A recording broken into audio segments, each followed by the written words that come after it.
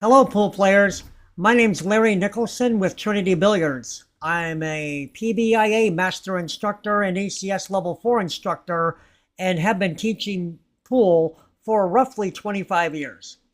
Today, I viewed a YouTube video that was published about 11 years ago, which was shared on a Facebook group that I belong to from another member.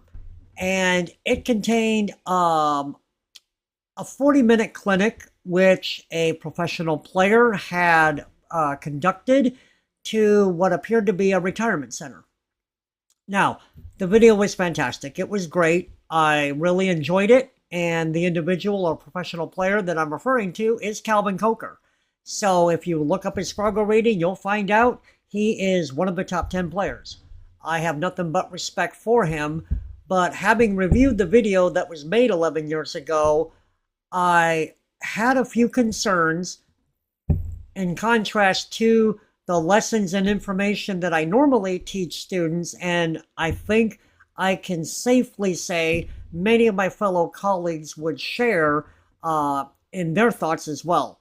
So I wanted to put this video out there so that you could watch the video and enjoy everything that Calvin shared, but then also take my thoughts and input behind the scenes to factor into the information that you are receiving so that you can get the most out of it. So without further ado, the first topic I really want to cover relates to my observation of just the few shots that he was taking in the intro of his video. So let's take a look and see what you can see about the finishing of the stroke, and I will elaborate more when it completes.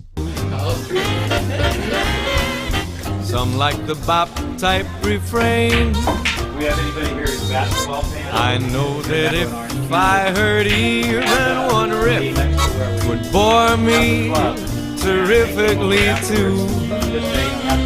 Yet I get a kick out of you. George Carl. And, So, did you notice anything that may have concerned you? If you are an intermediate or advanced player, what did you notice that you might find concerning if it was you delivering those strokes? If you're an amateur or novice player, maybe you didn't notice. But if you want to go back and watch a few of those strokes one more time, you can go ahead and do so. Otherwise, I'm going to continue. What I observed was that as Calvin completed his stroke, he never really froze and never really completed the stroke and stopped for a moment in order to allow himself to self-diagnose that he delivered his perfect stroke. The instructors that I work with normally teach our students that as you deliver your stroke and complete it, you freeze and you diagnose whether or not you delivered your perfect stroke. In a couple of the cases even, I observed that the tip rised from the contact point, and therefore either I would have perceived that he either dropped his shoulder or elbow or was just lazy in his completion. And by that tip rising, that would be my immediate evidence that I did not complete my perfect stroke. If you complete your perfect stroke, the tip should still be pointing in the same direction or even slightly angled down and not up.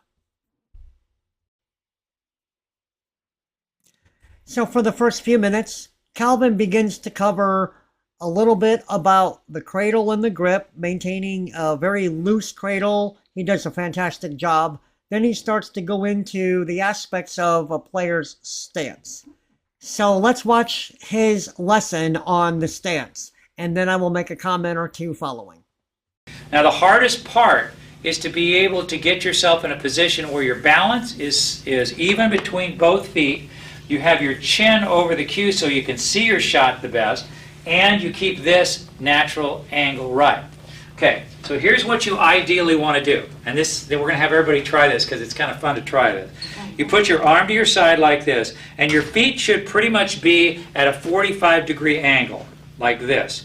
This back foot would normally be at about a 45-degree angle. Your front foot should basically be slightly to the left of straight up and down because you need to get your hips out of the way. And the toe of your front foot should be pointed at the object ball that you're shooting. Okay? That sounds like a lot. It's really not. It'll come naturally. But the way you make it natural is you put your arm down to your side like this, and you basically leave your shoulder there and turn your feet at a 45-degree angle without moving your shoulder. See what I just did? Yeah. Now, he does begin by introducing the fact that the back foot should be pointed at roughly 45 degrees, the back foot should also be on the aiming line. However, he also goes as far as to say the front foot should be pointing at the object ball. Now, this obviously I don't agree with. If you're kicking at a ball, you're not going to be pointing the front foot at an object ball. Where the front foot should be pointed can vary depending on whether you have an open or closed stance. And honestly, your stance should be balanced and comfortable with little or no movement. If you are comfortable, balanced, and can sight along the line of the cue accurately, your stance is good. Calvin goes on to say that your chin should be over the cue, and this is one of those myths. Some people refer to your head should be placed with your dominant eye over the cue. In Calvin's case, he uses the chin. These are myths. This can depend on your personal vision center. In other words, how you see the straight line and how your stick is aligned to execute a stroke along the same straight line, that can vary.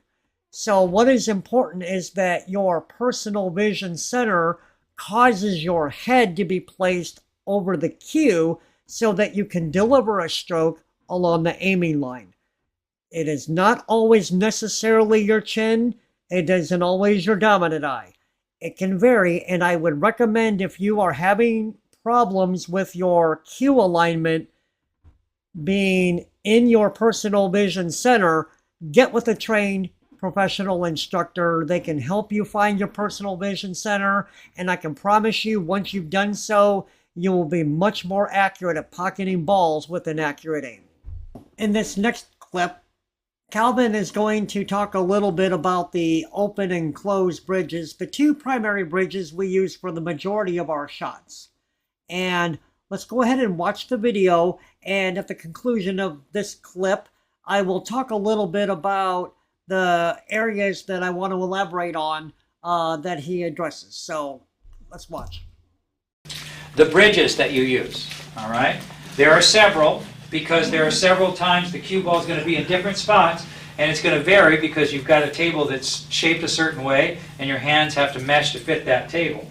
So if you're out on the table surface, there's two bridges that I would suggest. For those of you that are dead beginners, an open bridge is much easier to make than a closed bridge, okay? An open bridge basically is the hand flat on the table like this, taking the thumb and feeling like you're squeezing something between that and your index finger. You can practice by putting a dime between those fingers and holding the dime. Then you know your fingers are together. And it will not keep you from shooting shots. I don't have a dime, but I would show you that if I did. You hold it between these two fingers, and that makes sure that you're squeezing that there. The reason that's important is because that sets up like a little gun sight to rest the cue on, which is solid and can't play side to side, which will keep you on your targets, okay?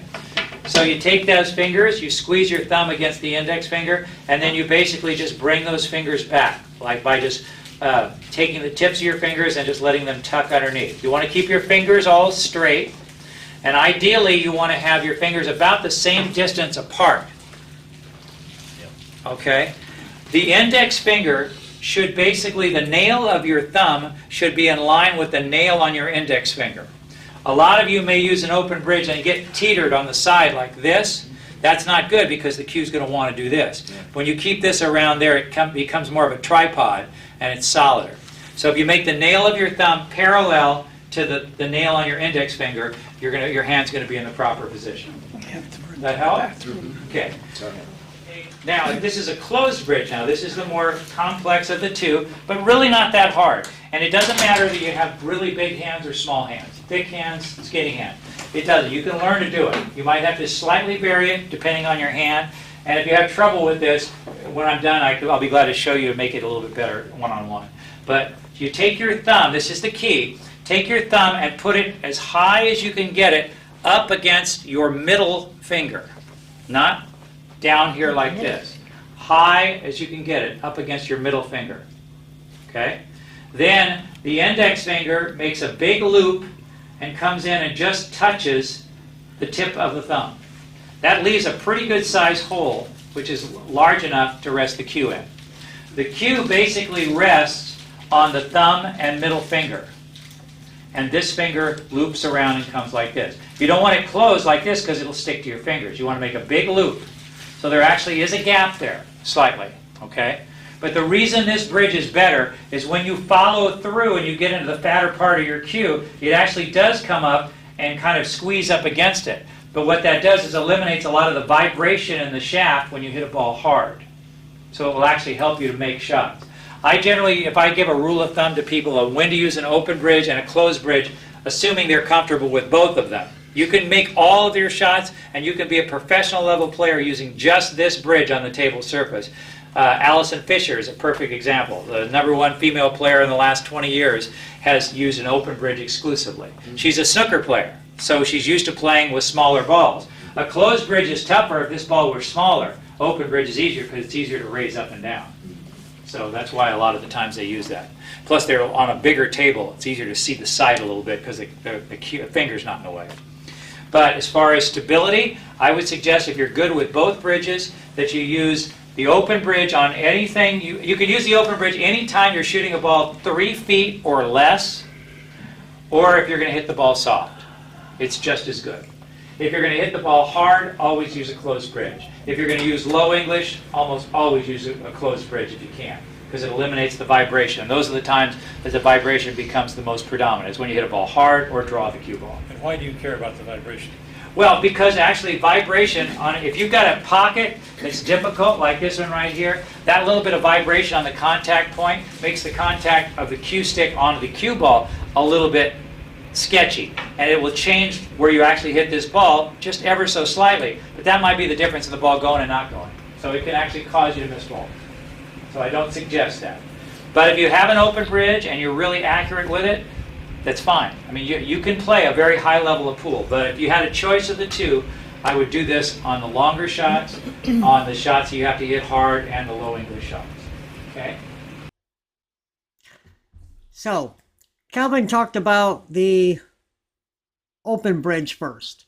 And we know that the open bridge, he explained, would include your thumb against your index finger, your fingers all flattened and straightened out, spread out evenly. Now, I think he goes a little further than he has to, because your bridge needs to provide a stable guide for your cue.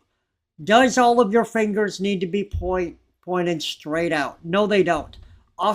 Sometimes what players can do is they can bring their middle fingers to the face of the table and keep only their pinky and index finger straightened out to create the stable tripod. Calvin does properly indicate that your bridge in the form of some type of tripod is best suited to maintain the stability. That I agree with 100%.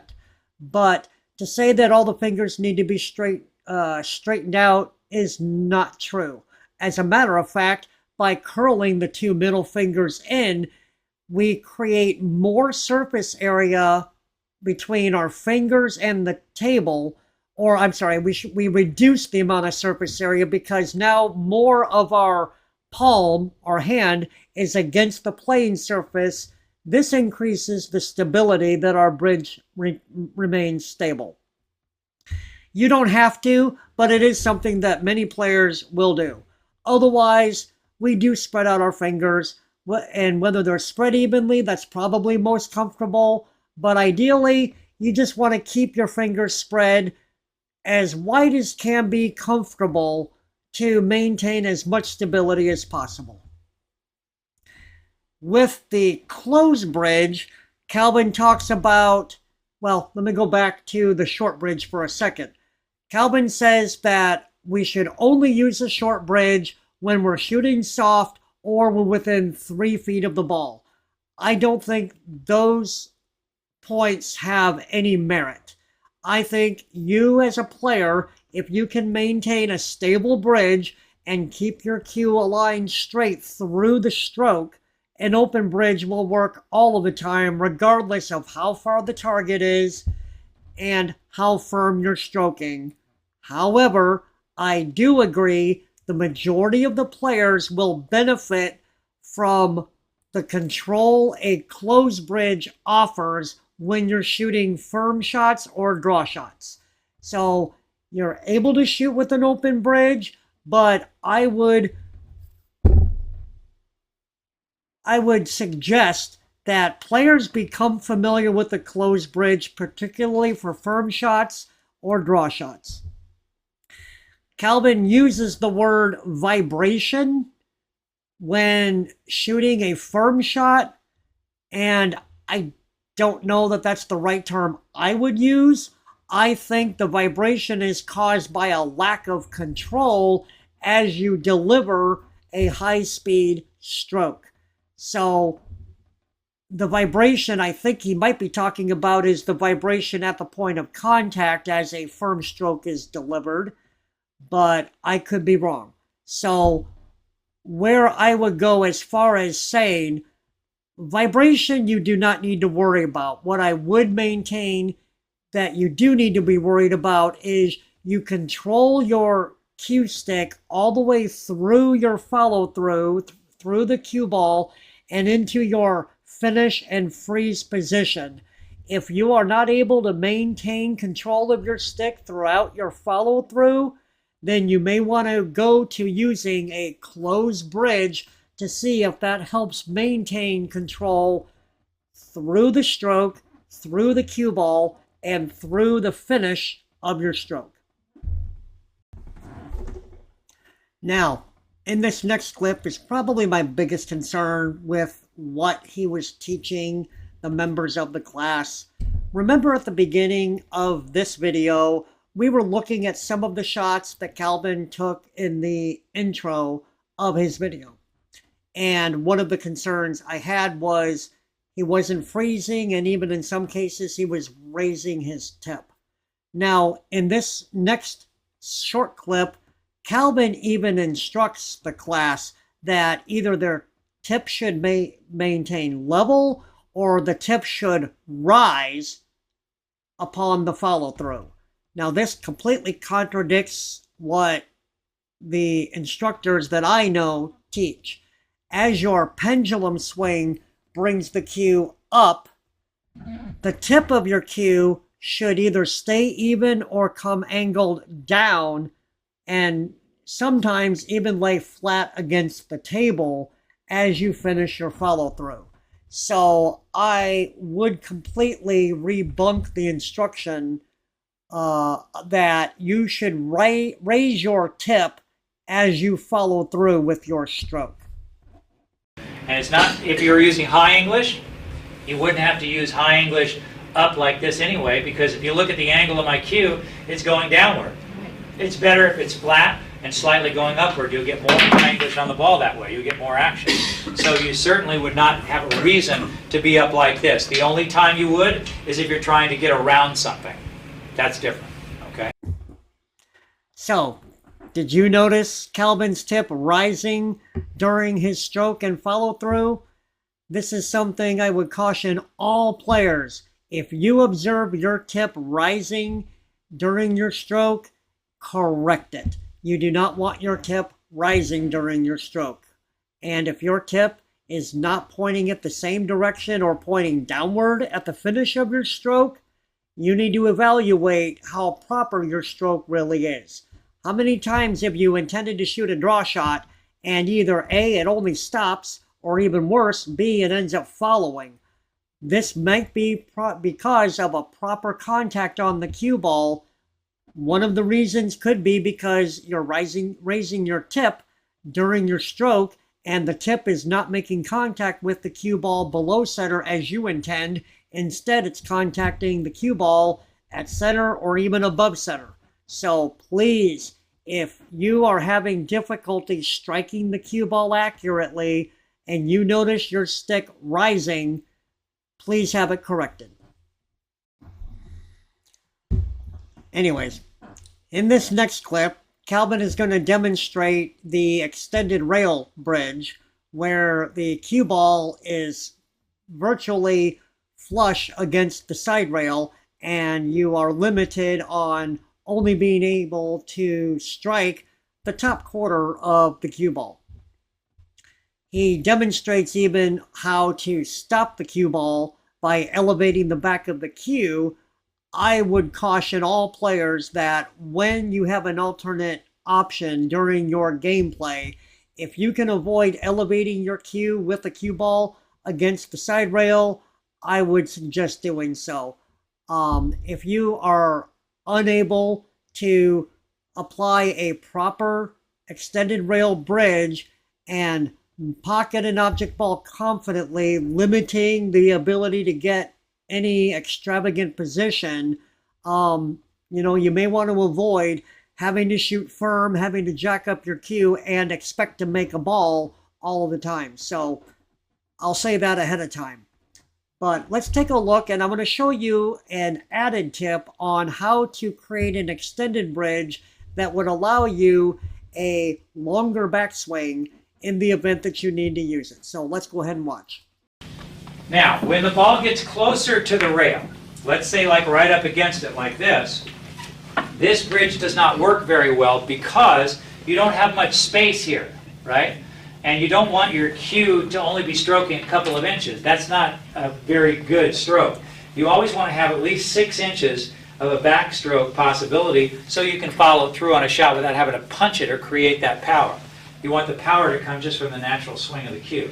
So when it gets up against the rail like this, to make that happen, what you're going to do is you're going to have all 4 fingers together like this, and you're going to make a slight little hook with your thumb. Okay? And what that's going to do is you're going to put those 4 fingers up against the table with the cue up like this, and the hook basically comes around just to keep the cue from sliding off to the side. But if you'll notice, the cue is still touching the table the whole time. I'm not lifting it off the table. And when I follow through, I stay right there, and you see it follows the rail of the cue. Okay? What most people do wrong when they shoot off the rail is they think they have to hit the middle of this cue ball, and they elevate like this and try to shoot down. Right? Well, number one, if your arm's in this position, it's not in a very good stroking position, is it? Okay? Now, it is difficult because there are times when you get this situation where you can't follow because you won't have position on your next ball. So the exception to that rule is, yes, you might have to get up like this if you had to stop that ball for whatever reason. But that's the only time you're ever going to elevate shooting down off of a rail at that kind of an angle when it's up against it. You can't draw the ball because you can't get underneath the rail with your stick. That's the best you can pretty much do if you're up against the rail. But most of the time, we're really satisfied in making the shots off the rail, aren't we? We're not trying to do a whole lot with our cue ball. We're just trying to make the ball.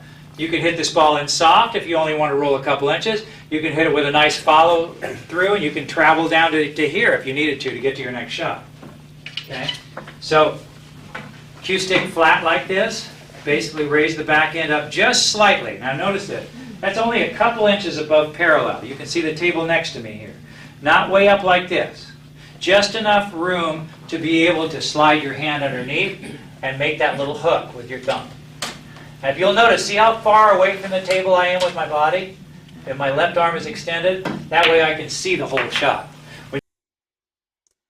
So, Calvin demonstrated one type of extended rail bridge, which he places his entire bridge on the top surface of the rail in order to create his proper bridge to accelerate his cue into the cue ball.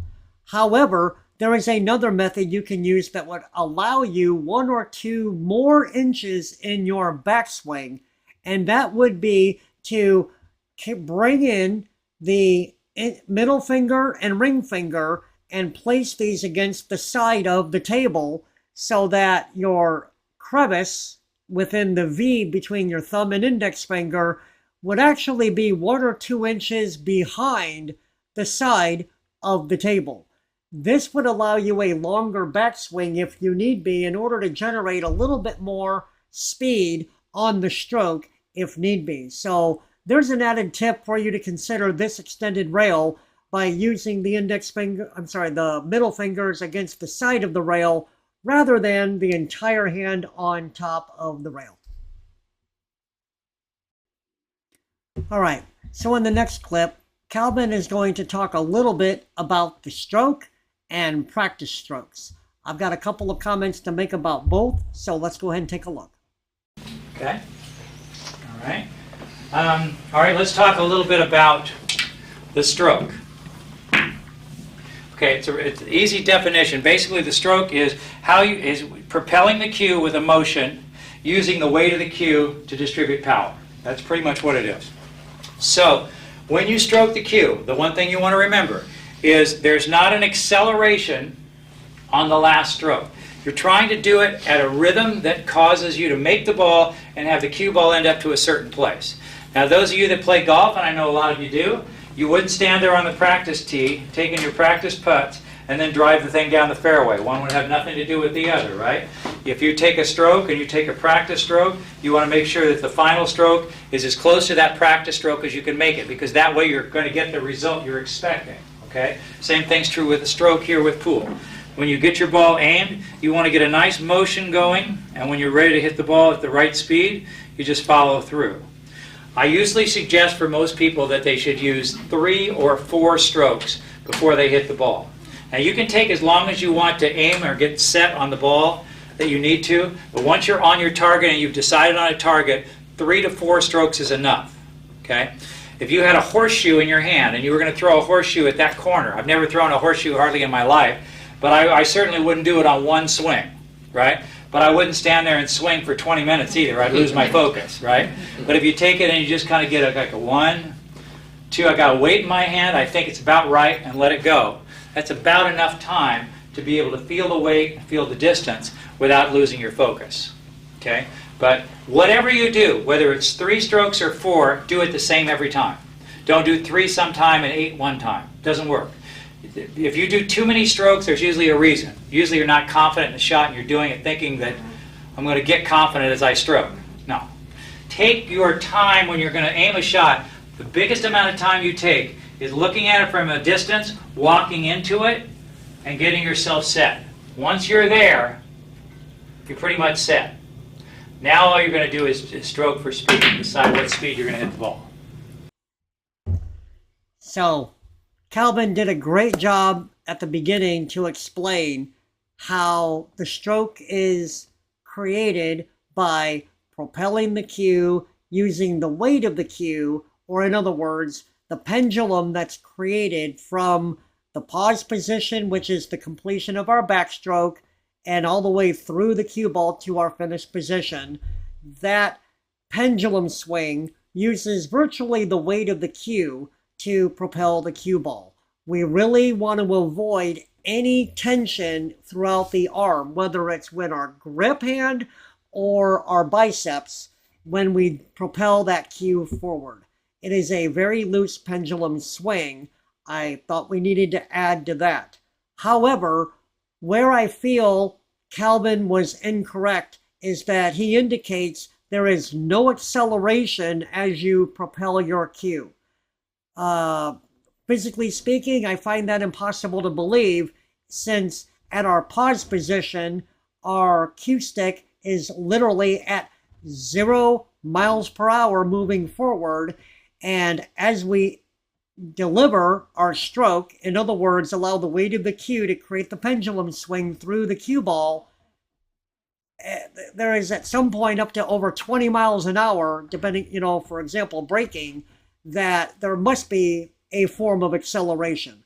So I would have to say, Calvin, I'm sorry, but there is acceleration created as we deliver our forward stroke. The second topic that he covered was our practice strokes. And he mentions that he uses 3 or 4 practice strokes. I would say this is all dependent on your style. There are some players that might use 1 or 2. There are some players that could use 4 or 5. He is correct in that however many you choose to use, be consistent and repetitive in how you perform your practice strokes for each and every shot. He also mentions that your practice strokes are a stroke for speed. I would indicate that your practice strokes really don't have as much to do with speed as it does with focusing on the tip and the contact point of the cue ball. The reason I say that is because the speed of our practice strokes do not have to equate to the speed of our delivery of our final stroke. If you watch many of the major professionals today, their practice strokes are somewhat minuscule. They're micro strokes addressing tip to contact point, and then they deliver a full backstroke and go. The backstroke and the forward stroke will develop the correct speed as you begin to exercise and practice applying proper speed to various shots. The practice strokes should not have a direct impact to your speed. That's part of your visualization and what you've done when you predetermined outside the box, how hard do I need to stroke, and you visualize what that backswing and forward swing looks like. But at the time you do your practice strokes, focus on the contact point of your cue ball. You will be much more successful. So in this next short clip, we're going to talk a little bit more about the mental game. Calvin discusses a little bit about, the effort and the attitude. Let's hear what he's got to say, and then we'll come back and talk about it. But believe me, the one thing you don't want to do is miss a key shot, do you? You want to take enough time and give it every effort that you can. Once you feel comfortable with it and you stroke, if you feel you're going to make it and you feel it with confidence, guess what? You're a lot better player than even you know you are when you feel good about a shot. There's times we get over shots that are so difficult that we think, that's really not a very high percentage shot, but for some reason it just feels good right now. Goes every single time. Our mind's a very strong thing. It can either work for us or work against us. But if you make your decisions and stick to your decision and feel solid about them, most of the time it's going to work out. Okay? So, one very subtle thing that Calvin mentioned was the word effort. Once you've developed a routine, you've addressed practicing all of the fundamentals, there isn't any effort involved in performing your stroke. The stroke should be a habitual, repeated routine that you perform over and over and over. So the moment that you apply or add effort to any stroke, you are actually going to be hindering your performance. A lot of times this comes out frequently when players get into high-level tournaments. They start playing for money. There's a trophy on the line, a championship, the game-winning shot in a match, whatever it might be. All of a sudden, players start to feel like they need to try harder in order to win. And that added effort frequently prevents you from playing your best. When you have developed a stable and confident routine, then all you need to do, each shot, step outside the box and determine, where am I aiming? How hard am I going to hit it? Where do I contact the cue ball? And then get down to the table and go. Don't require of yourself more effort in delivering the stroke. It's like driving a car. The second you start thinking more about driving the car, your left brain starts to wake up and analyzing, okay, if I need to try harder, what can I do to help the stroke do better? And the left side of your brain is an evil demon when it comes to playing, thought-free, in the zone pool. The left brain needs to get out of the way. So when he talks about the confidence of making that hard shot, I don't like to think of a shot being hard or easy, because easy allows us to be lazy. I can't miss, and those are the ones frequently we miss, the easy ones. Probably because we take a shortcut in our process because we thought it was easy. If we tell ourselves it's hard or I'm likely to miss, again, mentally, we're talking ourselves out of delivering our best stroke. So eliminate the thoughts surrounding easy and hard. Give every single shot equal respect. And if a shot is so hard that you are unable to be confident and get down and deliver your perfect stroke, I would choose for an alternate shot or even a safety that might allow you to become more successful. You don't want to risk missing a shot because you've talked yourself out of making it before you've even delivered your stroke. If you're on the game-winning shot, do what my friend Tom Rossman says. This is my favorite shot, and get down, be confident, and deliver your perfect stroke. So in this next clip, one of the members of the audience asked Calvin, do you ever, over your lifetime, ever change your routine? Now, what you'll find is I don't think Calvin actually answered that question. Calvin does properly indicate that your routine during your gameplay should be consistent, and I don't disagree with that. However, what I will say is over the course of many years, professional players are constantly re-evaluating themselves and finding ways to improve their game, maybe by making some slight adjustments in their overall routine or the components built within their routine. So it might be a slight change in their stance. Maybe they're going to add one extra practice stroke. Maybe they're going to decide on altering their, head placement because they found that their alignment problems occur. Any component within your routine requires continuous evaluation and improvement. Unless you feel you have reached your maximum capability to play the game the best you'll ever be, I would always continue when you're in the practice area and you're evaluating yourself. Practice the objectives that would allow you to fine-tune your routine and the components in that routine. So I don't think Calvin actually answered the question correctly the way that it was asked, but I would emphasize, yes, you can change your routine over your journey of playing over the many years that you choose to play. Have you ever changed your routine like I see now? You're 1, 2, go 1, 3.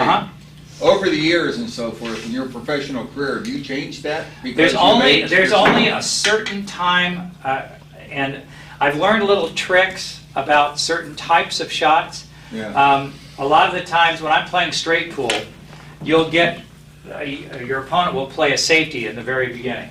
He'll leave your cue ball way the heck down here, and he'll leave you a shot like that. Okay, well, nobody looks forward to it. But if you're playing straight pool against the caliber player I play, if I don't make that, I might not get back to the table, because these guys can run 100 balls. So the one thing I don't want to do is shoot that ball in any other way than the best way I think I can just pocket that ball. But if I get back and I take my bunch of strokes like this and shoot that ball, my tendency is to pull it a little bit when it's that far away. I will do one thing. I will get down over the ball like this a lot of times and just make sure my feet are right and just shoot it sometimes on just one stroke like that because I feel more confident that I can make a shot like that. But, it's just a rare time that I change my routine ever.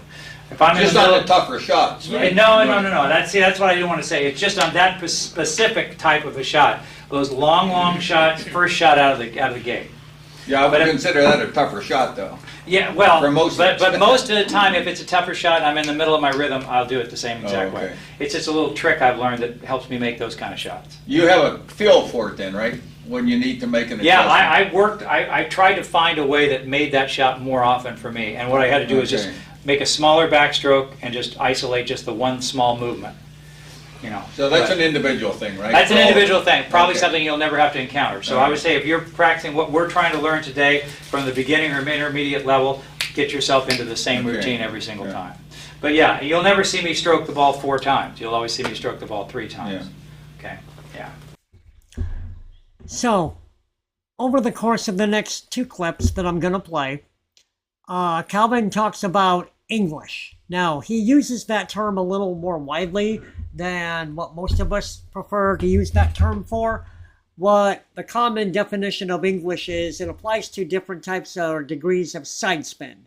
However, in the following couple of clips, Calvin is applying a different level or degree of vertical spin only, which would include high spin, which would be a follow shot, a form of a stop shot, and then lower spin to discuss draw shots.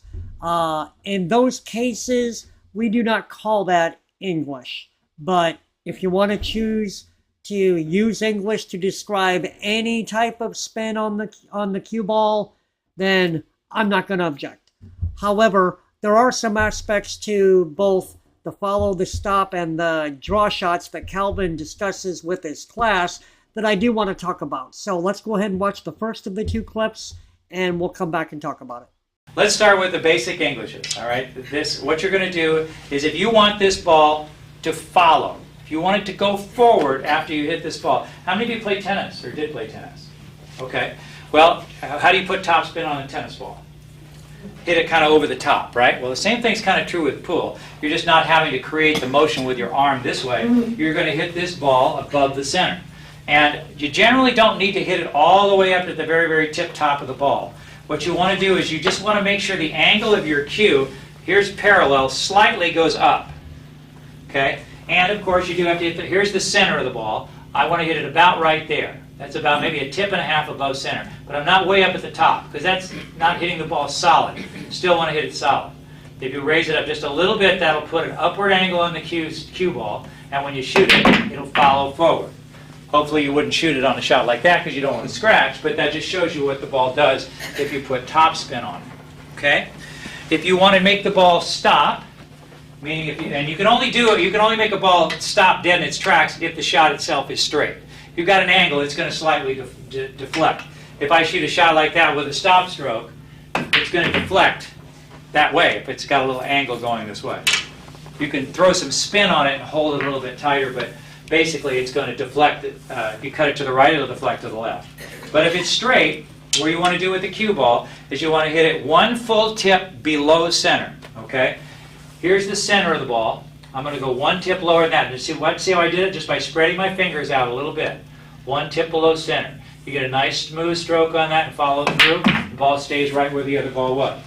Okay? The nice thing about that is my position is guaranteed. If I stop that ball, I know exactly where my next shot's coming from. So it is the best shot you have to be able to control your cue ball. So Calvin first discusses, playing a follow shot by aiming a half a tip above center.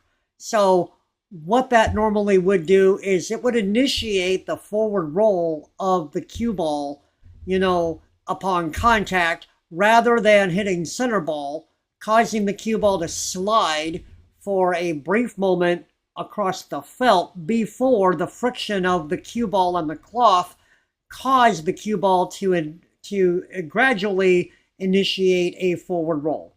And any kind of forward roll on the cue ball at the time of contact with the object ball will cause your cue ball to follow.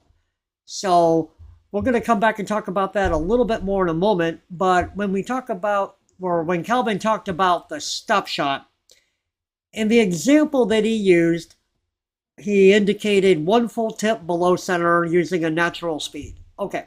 For the shot he used in the demonstration, that worked. However, what we really need to discuss is what are the effects of a stop shot. A stop shot is caused when we shoot the cue ball straight into the center of an object ball and cause the cue ball to be sliding at the time of contact. In Calvin's example, the cue ball and object ball were only maybe a foot or two away. Therefore, hitting one tip below center at a natural speed did cause the cue ball to slide at the point of contact. But if the distance between the object ball and the cue ball are much farther away, his shot or example or demonstration of the stop shot would not have worked. The reason is because with a natural speed one tip below center, the cue ball is only sliding about a foot or two down the cloth, and immediately following, that cue ball will begin with the friction to initiate a forward roll. And by the time the cue ball catches up to the object ball, it will have a forward roll. So therefore, when the cue ball and object ball have a greater distance, we must either strike firmer or strike lower, or a combination of the two.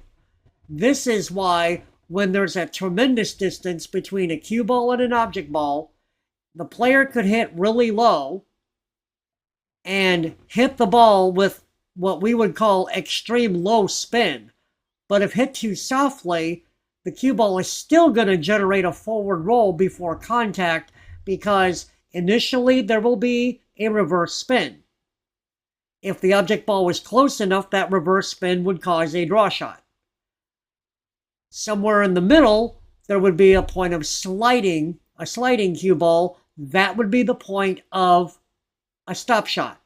With a farther distance, even if we strike extremely low, if we do not have enough speed, the cue ball would still generate a forward roll before contact.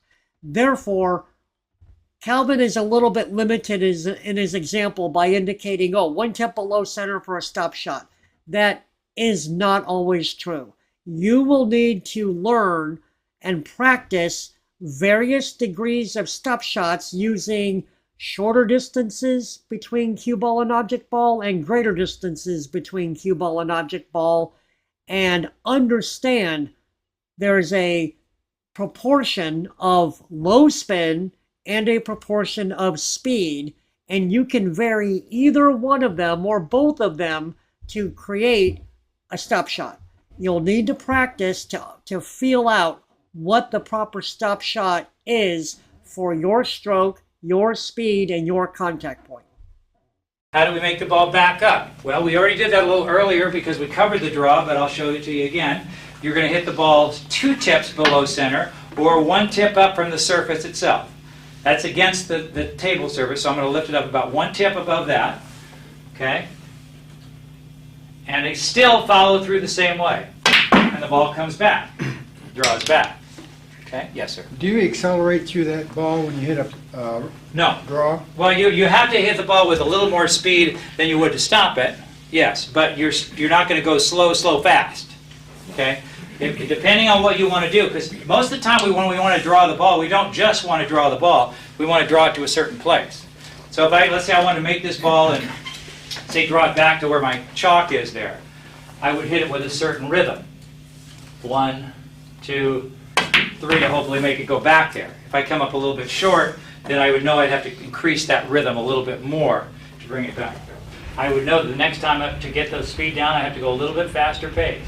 And so you got a little closer that time. Okay, it's a little faster yet, right? But every single time you see it's still got a rhythm to it. 1, 2, okay, and there I got back to where I really kind of wanted to go. Right? But it always has a rhythm to it. You never want to go slow, fast, because that will make you tense up. Anytime you tense up, you can't feel distance. It's very difficult to feel distance that way. So as Calvin demonstrates and describes the execution of a draw shot, he indicates initially that the tip position to the cue ball should be 2 tips below center or 1 tip above the surface area of the table. That might be true and might work for the majority of cases. However, I would say that just like we had with the stop shot, there's a varying degree of how low the tip can be proportional to the speed of the shot and the desired amount of draw that you want. So if you did not need to draw a tremendous amount, you may not need to strike the cue ball 2 tips below center. You might only need 1 or 1.5 tips below center at a firmer speed. If you have a slower speed, you will want to drop the cue tip further below, or further lower on the cue ball.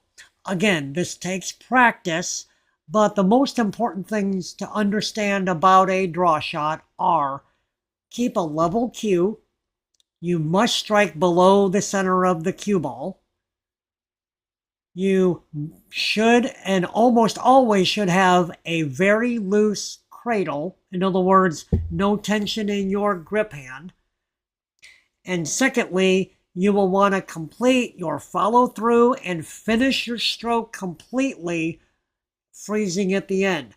You don't want to do a quick jerk and hold up the cue. That will absolutely hinder your draw shots especially. Although that's never appropriate to jerk your cue on any stroke, or you will have undesirable results quite often. Then one of the members asked, well, do you accelerate through the cue? And once again, Calvin said, no, you don't accelerate. I would again stress my disagreement and indicate that you will accelerate your cue stick from your pause position through the cue ball to your finish position, just as I explained earlier. Lastly, Calvin re-emphasized that your warm-up strokes should be proportionally equal to the speed of your final stroke. And I also elaborated on that earlier. The warm-up strokes do not need to be the same as your forward stroke. You could have extremely slow micro practice strokes that are very acutely focused on contact position, but then when you're ready to deliver your forward stroke, you can deliver a nice slow backswing, pause, and deliver your forward stroke. And that brings me to one of the most important aspects of the lessons that Calvin is teaching. He never really explains there is a distinct difference between the backstroke, which uses your tricep, and the forward stroke that uses your bicep. There needs to be a deliberate pause, and I would call that a natural pause, that allows your tricep to release its tension and the contraction before you proceed with delivering your forward stroke using your bicep. This is a common error with many amateurs, that they have a quick, fast backstroke and an immediate attempt to go forward where the tricep has not truly stopped releasing its tension before the bicep is trying to take over, and there is a conflict between the muscles trying to operate at roughly the same time. We call that a real jerky stroke. And in order to perfect your forward stroke, you will want to have a very slow, methodical backstroke before you deliver your forward stroke. And therefore, I will re-emphasize, your practice strokes do not need to emulate the degree of speed that you intend to apply on your forward stroke. So in this last clip that I'm going to share, Calvin is demonstrating a variety of ways to position the cue ball in multiple positions on the table using the same type of shot. It's a straight in stop shot into a side pocket, which by cheating the pocket, he is able to use a different type of spin and a different speed in order to position the cue ball in a variety of places. Let's go ahead and play the video, and then I'll talk about some of the things he says during his demonstration, and then we'll close the video. and we want to get to that end. Well, with very little angle, I'm going to have to kind of force this ball over, and I would use really kind of center cue ball here. Slightly cheat the angle, because the center cue ball gives you a right angle. Wow. Slides over there and goes onto that paper. Come on, get there. Well, it got there. Close enough. Okay? No draw? Huh? No draw? on Just that? stop. Just center cue ball, because I want a right angle. You could draw it. You could draw it and come off the rail and still probably get in that window. But it's easier just to play with center cue ball. Okay? We're going to go to this one. Obviously, same thing, only go in the other direction. Coming up short every single time. I can touch that shot. A little more speed. I was scratching earlier. That's why I was trying to avoid doing that. But going the right direction to get to that particular spot. So I kind of cringed when he used the word force the cue ball. We don't ever force the cue ball to go somewhere. The only way we control the cue ball is by making a decision to use the speed and the spin based on the angle of the contact of an object ball to get the position of a cue ball.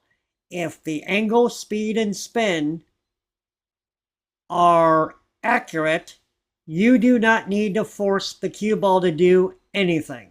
The stroke will do all of the work for you. So I want to emphasize, don't force position. You never ever have to. In his example, he briefly touches on using the tangent line with a stop shot by cheating the side pocket in order to cause the cue ball to travel straight down the side rail towards the far corner pocket. I appreciated the fact that he did talk about this. I do think that there's more information surrounding understanding tangent lines. The stop shot, which a lot of instructors call the most important shot, because when you play a stop shot at an angle, that's what we call a stun shot. And any stun shot that is caused, or any stun shot performed where the cue ball is caroming off of the object ball, that cue ball will always travel down the tangent line. In other words, when the object ball goes one way, the cue ball will go exactly 90 degrees down the tangent line upon contact if the cue ball is sliding at the point of contact. With a rolling cue ball, in other words, as Calvin explained earlier, hitting a tip or tip and a half above center, a rolling cue ball, when the object ball is struck between 25 to 75% off of center or away from the edge, then roughly the cue ball will almost always travel at 30 degrees from its initial path. And so these are two absolutes that instructors will use to begin to explain how to best play position by knowing the path of a cue ball using a stun shot or a rolling cue ball. And it is the beginning to comprehending and adapting to the principles of position play. So that is the course of the video. I made a lot of comments about some of the things Calvin stated. I do want to emphasize, I think Calvin is a phenomenal player. He did a great job explaining a lot of the fundamentals to the class. I would not have been surprised if some of the class had a lot more questions than answers at the conclusion of the class. But you as amateur, novice, or even advanced players watch this video and now have my comments to consider on top of that. I'm excited to hear your feedback. Did my input help explain things? Did you have any questions, or was I completely wrong in any of the comments that I provided surrounding the video and Calvin's tremendous demonstration? So thank you very much. If you have any other videos from any of the out there that you'd like some comments on, I would be happy to take your request and consider making a follow-up video, adding comments to those as well. So good luck. Reach out to your PBIA instructor, your ACS instructor, And if you need help finding one, go to playbetterbilliards.com or americancuesports.org, and you will definitely be able to find an instructor that will help you become the best player you can be. Thank you very much. Have a great day.